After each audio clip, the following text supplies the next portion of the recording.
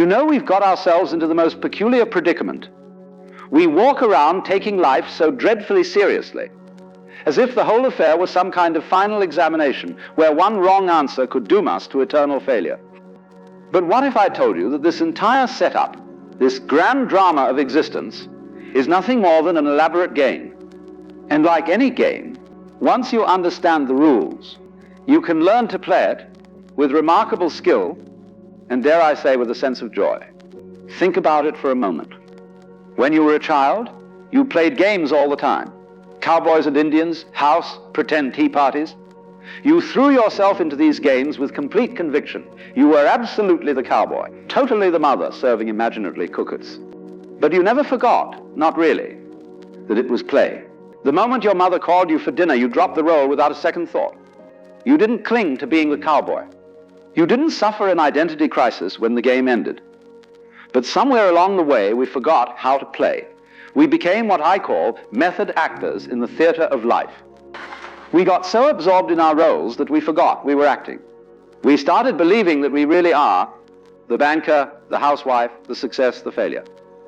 And when you forget you're playing a role, the game becomes a prison. Now, when I say life is a game, I don't mean it's trivial or meaningless. Games can be incredibly important. He plays with intensity, with passion, with everything he's got. But he maintains what we might call a light touch. The first rule of this cosmic game is perhaps the most startling. You are not who you think you are. The person you call by your name, with your particular history, your specific worries and dreams, that's just your character in the game. It's a mask, a role you're playing so convincingly that you fooled even yourself. But who is the real you? Ah, that's where it gets interesting. The real you is the player, not the character. You are the awareness that can observe thoughts, feelings, sensations. You are the space in which all experiences arise and dissolve. You are, if you will, the stage on which the entire drama unfolds. Once you see this, really see it, the game changes completely. You realize you've been like an actor who got so lost in his role that he forgot he could take off the costume and go home. Suddenly you remember, you are not trapped in the character. You can play it skillfully, enjoy it thoroughly, but you don't have to be imprisoned by it. Here's another rule that most players miss entirely. The game has no final winning condition. There is no ultimate prize, no finish line where you can finally declare victory and retire. The whole point of the game is the playing itself. We've been taught to think of life as a journey with a destination, but it's much more like music or dancing. You don't dance to get to a particular spot on the floor. You don't listen to a symphony to get to the final note. The meaning is in the movement, in the flowing, in the playing. But we've turned life into a race. We rush through childhood to get to adulthood. We hurry through school to get to our careers. We work frantically to reach retirement. And then we sit in our rocking chairs, wondering where it all went. We were so busy trying to get somewhere else that we missed the only place we ever actually were, which is here, now, in this moment. The game is always happening now. Not tomorrow when you'll be happier, not yesterday when things were better, but right now. This is the only time the game is actually being played. Yet most of us are like people at a concert who spend the entire performance reading the program notes, trying to figure out what's coming next instead of listening to the music that's playing right now. Another fascinating aspect of this game is that it's completely rigged in your favor. How's that? Well, no matter what happens to you, no matter what role you find yourself playing, you can't actually lose. Because you are not just your character. You are the entire game itself. Think of it this way. In a dream, you might be chased by a monster, and it feels terrifying. But when you wake up, you realize you were both the one being chased and the monster doing the chasing. You were the entire dream. In the same way, you are not just one player in the cosmic game. You are the game playing itself. This might sound like mystical nonsense, but consider this. Every person who irritates you, every situation that challenges you, they're all part of your experience. They exist in your awareness. In a very real sense, the entire universe as you know it is happening inside your consciousness. You are not a small separate being struggling in a hostile world. You are the world, looking at itself through the eyes of what you call you. Once you get this joke, And it is a cosmic joke of the highest order. Your whole approach to living changes. You stop taking everything so personally. When someone criticizes you, instead of getting defensive, you might think, here's the universe playing the role of the critic. How interesting. What can I learn from this performance? When you're facing a difficult situation, instead of asking, why is this happening to me? You might ask, why am I happening to this? Because if you are the entire game, then you are not the victim of circumstances. You are circumstances, appearing to yourself as challenges to make the game interesting. Now let me address something important. This doesn't mean you become passive or indifferent. Far from it. When you know you're playing a game, you can play it with tremendous skill and enthusiasm.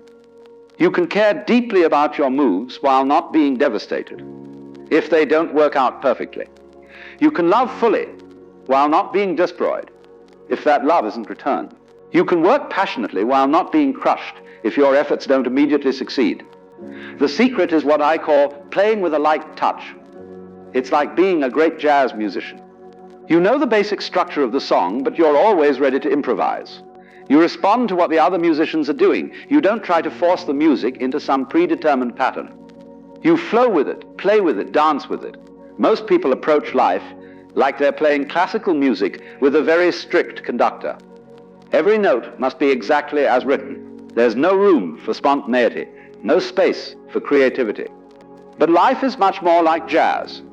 The basic rhythm is there, but within that rhythm, infinite possibilities exist for improvisation and play. Here's one of the most liberating rules of the game. You don't have to be consistent. You are under no obligation to be the same person you were 5 minutes ago. The character you've been playing, with all its limitations and problems, is not a permanent fixture. It's more like clothing you can change. We spend so much energy defending our self-image, protecting our reputation, maintaining our personality. But what if you could be anyone you choose to be in each moment? What if instead of being trapped by your past, you could reinvent yourself constantly? Not in a crazy, unstable way, but in a fluid, creative way that allows you to respond freshly to each situation. Children do this naturally. One moment they're a princess, the next they're a dragon, then they're a race car driver. They don't worry about consistency. They don't think, but wait, yesterday I was a princess, so I can't be a dragon today. And here's the beautiful thing. Every person you meet is you, wearing a different mask, playing a different role. That annoying colleague, that difficult relative, that stranger on the street who smiled at you, they're all you, exploring what it's like to be different characters in the great drama. When you see this, compassion arises naturally. Not the condescending kind of compassion that looks down on others, but the recognition that you're all in this together, all playing parts in the same cosmic theater. This doesn't mean everyone is the same on the surface level. Obviously, people have different personalities, different backgrounds, different ways of playing their roles. But at the deepest level, the awareness looking out through their eyes is the same awareness looking out through yours. We're all windows in the same house, each with a different view, but all part of the same structure. Now, let's talk about one of the trickiest aspects of the game, the part most people find hardest to master. How do you deal with suffering? How do you play skillfully when the game seems to turn against you? When you're dealt what appears to be a losing hand? The first thing to understand is that suffering is not the same as pain. Pain is natural, inevitable. If you stub your toe, it hurts. If someone you love dies, you grieve. These are simply part of the human experience, part of what makes the game interesting and complete. But suffering, that's different. Suffering is the story we tell ourselves about the pain. It's the resistance to what's happening, the demand that life be different than it is. Pain says, this hurts. Suffering says, this shouldn't be happening. It's unfair. It means something terrible about me or my future. When you understand this distinction, you can learn to experience pain without adding the extra layer of suffering. You can feel sadness without the story that you should be happy. You can face challenges without the narrative that you're a victim. You can encounter setbacks without the drama that your life is ruined. Think of it like weather. Sometimes it rains, sometimes it shines. The sky doesn't resist the rain or cling to the sunshine. It simply allows whatever weather is happening to happen. You can approach your inner weather the same way. Sometimes you'll feel joyful, sometimes sad, sometimes confused, sometimes clear. None of these states are permanent. They're all just part of the changing weather of consciousness. Here's another game rule that can save you enormous amounts of energy. You don't have to have an opinion about everything. You don't have to judge every experience as good or bad, right or wrong. Sometimes you can simply say, how interesting, and leave it at that. We've been trained to constantly evaluate, to always be deciding whether we like or dislike what's happening. But this constant judging is exhausting. It's like being a critic who can't simply enjoy a movie because they're too busy analyzing every scene. Sometimes you can just watch, just experience, just be present, without needing to have a position about it all. The master player learns to hold their opinions lightly. They might have preferences, but they don't cling to them. They can enjoy their favorite food without being upset when it's not available. The moment you think you have it all figured out, life will throw you a curveball. The moment you get comfortable with your role, circumstances will invite you to play a different part. Instead of resisting these surprises, you can learn to welcome them. They keep the game interesting. Imagine playing chess with someone who always made the same moves, or watching a movie where you knew exactly what would happen next. How boring would that be? The surprises, the plot twists, the unexpected turns, these are what make life an adventure rather than a tedious routine. When you stop needing to control every detail, when you develop what we might call a taste for surprise, you begin to find life endlessly fascinating rather than constantly frustrating. Now, one of the most liberating discoveries you can make about this game is that there are no real mistakes, only experiences. What you call failures are just experiments that didn't work out as expected.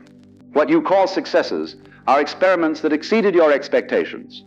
But they're all just data points in the grand experiment of being human. A child learning to walk doesn't call it failure when they fall down. We think we should be able to do everything perfectly on the first try. We think mistakes are signs of inadequacy rather than natural parts of the learning process. We turn every stumble into evidence that we're somehow deficient. What if you could approach your whole life with the same attitude that child has toward learning to walk? What if every mistake was just information, every failure just feedback? How much lighter would you feel if you weren't carrying around all that self-judgment about your imperfect performance? Here's something else about this game that might surprise you. The best players are often the ones who appear to be playing the least. They move through life with a kind of effortless ease, not because they don't care, but because they've learned to work with the natural flow rather than against it. It's like the difference between swimming upstream and floating downstream. Both require skill, but one is exhausting while the other is energizing. When you understand the currents of life, when you learn to read the patterns of existence, you can accomplish much more with much less effort. This doesn't mean being lazy or passive. It means being intelligent about when to act and when to wait, when to push and when to yield. It means developing what the Chinese call wu wei, which is often translated as non-action, but really means action that is perfectly appropriate to the situation, like water flowing around rocks in a stream. Water doesn't try to fight the rock. It simply flows around it, and in doing so, it gradually wears the rock away.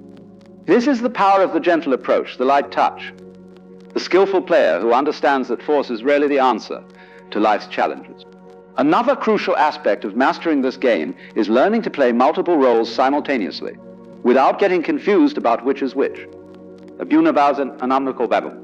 You hear the point of master, and from vocabble of the Psalms is tilaza. Each role has its own requirements, its own costume, its own way of being. The skillful player can move fluidly between these roles without losing their center. They can be tough in business negotiations and tender with their children. They can be a student in one context and a teacher in another. They don't get stuck in any single identity. Most people make the mistake of trying to be the same person in every situation. They think authenticity means never changing, never adapting. But real authenticity is being appropriate to each moment, each relationship, each context.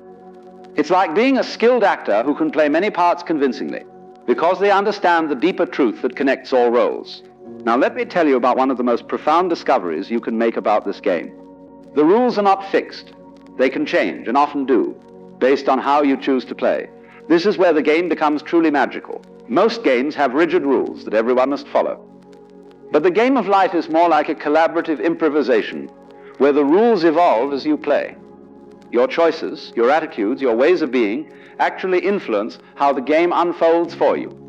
If you approach life with fear and suspicion, you tend to encounter situations that confirm your fears. If you approach it with curiosity and openness, you tend to find opportunities and adventures. If you play the role of the victim, you'll find plenty of people willing to play the villain. If you play the role of the hero, you'll discover your own capacity for courage and creativity. This isn't just positive thinking or wishful fantasy. It's recognition that consciousness is not passive. It's not just observing reality. It's participating in its creation. Your awareness, your attention, your choices are all active ingredients in the unfolding of your experience. Here's one of the most beautiful aspects of the game. Everyone gets to win, but not in the way we usually think of winning.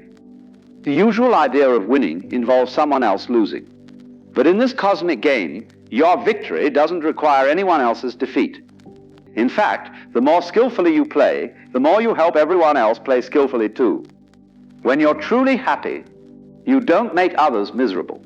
You inspire them to find their own happiness. When you're genuinely peaceful, you don't create conflict. You help others discover their own peace. When you're authentically yourself, you don't diminish others. You encourage them to be authentically themselves. This is why the masters, the really skillful players, often seem to be playing an entirely different game from everyone else. They're not competing, they're not trying to prove anything. They're not keeping score, they're simply playing for the pure joy of playing. And somehow, everyone around them starts playing better too. Let me share one final rule, perhaps the most important one. The game never actually ends. What you call death is just changing costumes, changing roles, changing the scenery. The player, the real you, the awareness that has been watching this whole performance that continues. When you truly understand this, it changes everything. You stop being so desperate to cling to your current role. You stop being so terrified of change. You realize that you are not just playing in the game. You are the game, playing itself, exploring infinite possibilities through countless characters and stories. And so here we are, at the end of our little exploration together, though of course there is no real end, just as there was no real beginning. There is only this eternal now, this endless game, this magnificent play of consciousness discovering itself through every possible form and experience. The next time you find yourself taking life too seriously, remember what I've told you today. You are not a struggling individual trying to survive in a hostile universe. You are the universe itself, playing at being an individual, exploring what it's like to apparently struggle, apparently succeed, apparently fail, apparently win. It's all play. It's all dancing. It's all music. And you are both the composer who won the sung, the dance around the drum. Play skillfully, play joyfully, play with that light touch that comes from knowing it's all one magnificent cosmic game. And remember, in this game, everyone gets to be the winner, because everyone is you, and you are everyone, and we're all just the one consciousness, playing at being many. The game never ends. It only changes form. And what a delightful game it is.